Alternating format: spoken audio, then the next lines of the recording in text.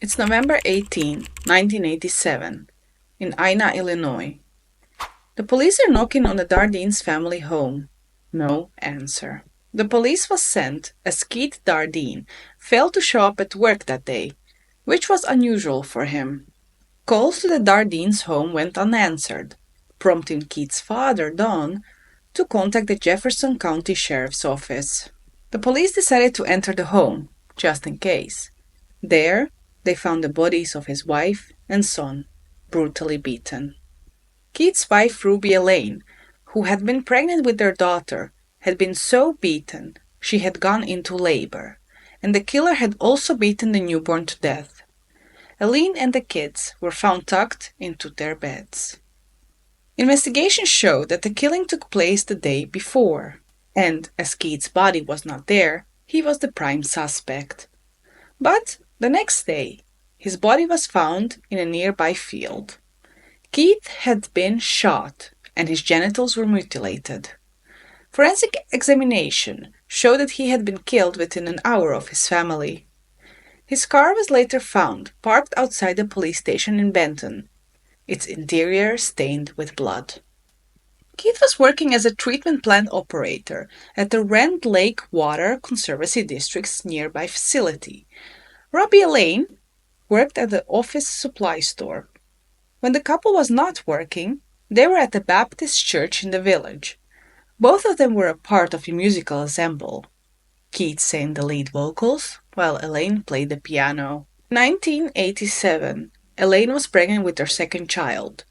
The pending addition of the family had led Keith and Elaine to strongly consider moving, and later that year, they had put their mobile home up for sale. However, that was not the only reason for the move. According to Keith's mother, Joanne, Keith said he would move back to his hometown, Mount Carmel, as he had regretted the move to Ina. Keith told his mother that he had been concerned as the area was becoming more violent. Joanne sensed Keith was worried about something else. She just didn't know what. He also told her he would move back home by January. Ina, a small, tight-knit community in Jefferson County, was known for its peaceful rural charm. In the late 1980s, however, a series of violent crimes had already begun to unsettle the residents. The brutal nature of the murders sent shockwaves through the community. Residents, already on edge from previous local crimes, became increasingly fearful. Many armed themselves, as the usual sense of security in Ina was shattered. Before, residents left their doors unlocked, but now they double-checked to make sure they were locked securely. Early reports from the police about the crime were limited, and sometimes contradictory, allowing rumors to spread. Rumors and speculations ran rampant, with some fearing cult activity, though authorities found no evidence to support such claims. Who would do such a thing? Did someone have something against the happy couple? What was their motive? Friends and acquaintances told the reporters that Keith and Elaine were two of the nicest people you'd ever want to meet. They were such loving, caring people, they said. 30 detectives worked the case full-time. More than 100 people were interviewed. They tracked down more than 1,000 leads, but came up empty. Investigators just couldn't find the motivation. Laying in plain view was cash, jewelry, and a video camera, but nothing was stolen. There was also no sign of forced entry. The back door was unlocked. As Keith was sexually mutilated, sexual motivation was ruled out. Furthermore, investigators couldn't find any evidence of extramarital affairs, which could have resulted in a jealous rage. Nor could they find any debt troubles or grudges. We have all of the pieces of the puzzle. We just have to put them in the right order, said Detective Mike Entis. A small quantity of marijuana was found, but not enough to suggest that they were involved in dealing. The police believed that it might have been left behind by the killer. The autopsies found no drugs or alcohol in any of the victims.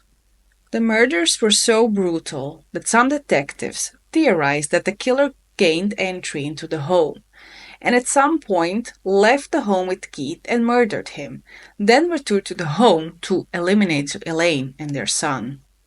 It was also an open question as to whether there was one killer or multiple. Determining the motive of the assault was a particularly difficult part of the case. Despite the widespread fear the case generated, the Franklin County coroner did not believe the Dardeens were randomly chosen. Police did allow the possibility that, while the Dardeens were chosen purposely, it may have been a case of mistaken identity by the killer. No suspects were ever identified. There were a few leads in the case, and years went by. And eventually, the case lost interest. But Joanne Dardeen didn't lose interest. She remained steadfast in seeking justice for her son and his family.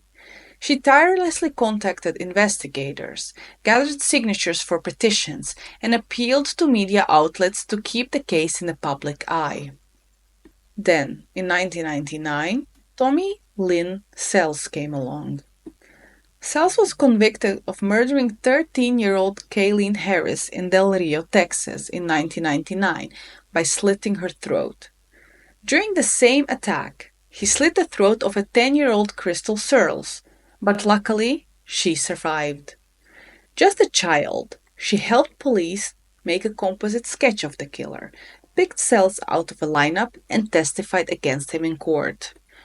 Tommy began to confess other murders he committed, and one of them was Dardeen's family murder. He claimed that he had killed up to 70 people, but for several of the murders, he was proven not to be responsible for, as Tommy had a pattern of attention-seeking behavior. Tommy claimed that he had met Keith at a truck stop.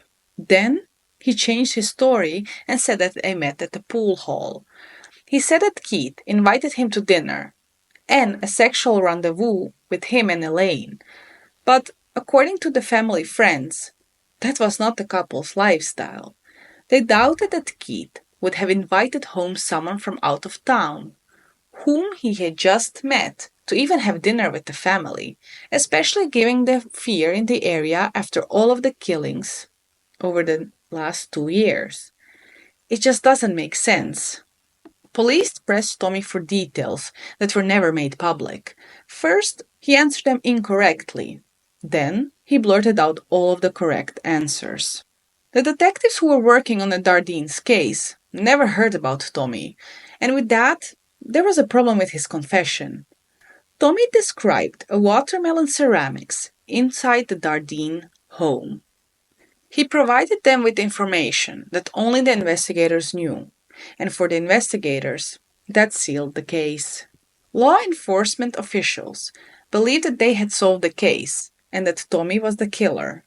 But the Jefferson County State's attorney, after considering all of the evidence, declined to charge Tommy, saying that there were too many inconsistencies between what he claimed and what the actual facts of the case are. 14 years after claiming he had killed the Dardeen family, Tommy Lynn Sells was put to death in 2014. He was 49 years old, and it was 22 years after the Dardeens were murdered. What do you think who killed the Dardeens? Was it a stalker? Was it actually Tommy? Or was he simply an accomplice? He had a pattern of attention-seeking behavior, but how did he know about the watermelon ceramics? Who else holded a grudge against the Dardeen family? All of these questions will remain unanswered.